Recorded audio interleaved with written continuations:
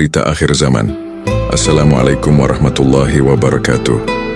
Jangan salah paham tentang Imam Mahdi.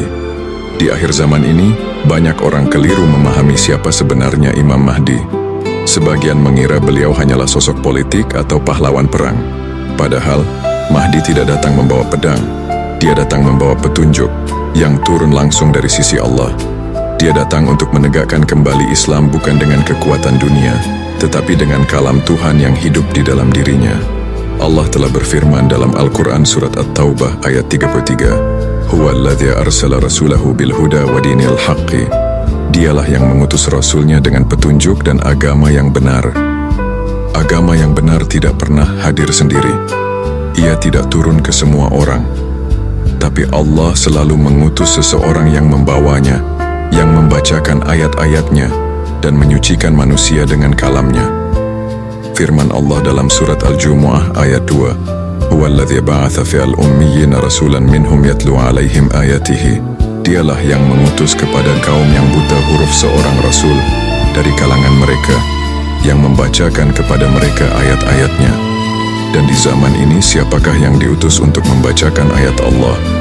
Siapa yang membacakan bukan dari hafalan, tapi dari langit yang terbuka. Dialah Imam Mahdi. Karena petunjuk Allah tidak turun ke semua, tapi kepada satu yang dipilih. Lalu melalui dia, lahirlah jemaah. Allah berfirman dalam surat As-Sajdah ayat 24, وَجَعَلْنَا مِنْهُمْ أَئِمَّةً يَهْدُونَ بِأَمْرِنَا. Dan kami jadikan di antara mereka para pemimpin yang memberi petunjuk dengan perintah kami.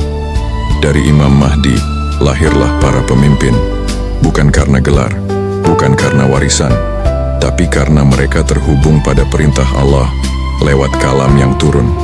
Dan dari pemimpin itu, lahir lagi pemimpin. Inilah jemaah akhir zaman yang dibangun bukan dengan organisasi, tetapi dengan rantaian wahyu, satu persatu, hingga dunia dipenuhi cahaya. Al-Quran surat Az-Zumar ayat 23 menegaskan, Lillahu nazzala ahsanal hadithi kitaban. Allah telah menurunkan perkataan yang paling baik, yaitu kitab Al-Quran.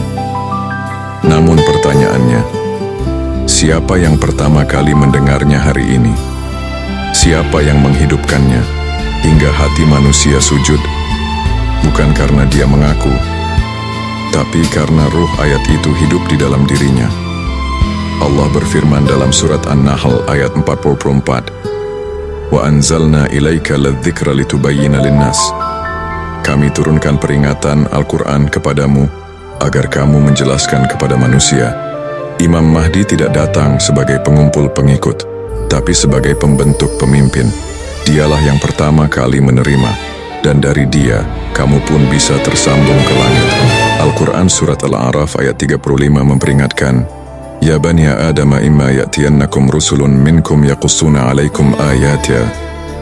Wahai anak cucu Adam, apabila datang kepada kalian rasul-rasul dari kalangan kalian yang membacakan ayat-ayatku, kata kuncinya bukan gelar, tapi yang membacakan ayat-ayatku.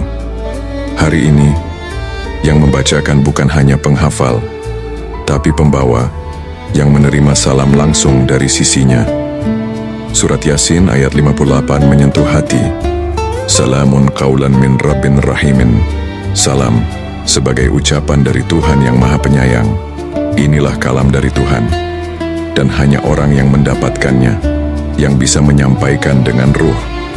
Maka jika kamu belum pernah tersentuh dengan salam dari langit, jika kamu belum merasakan gemetar di dada karena firman, jangan buru-buru menilai Mahdi. Carilah suara yang menyentuhmu, karena dari sanalah petunjuk dimulai. Share konten ini agar umat mengenal petunjuk yang hidup, bukan hanya label dan warisan. Wassalamu ala manittaba'al huda.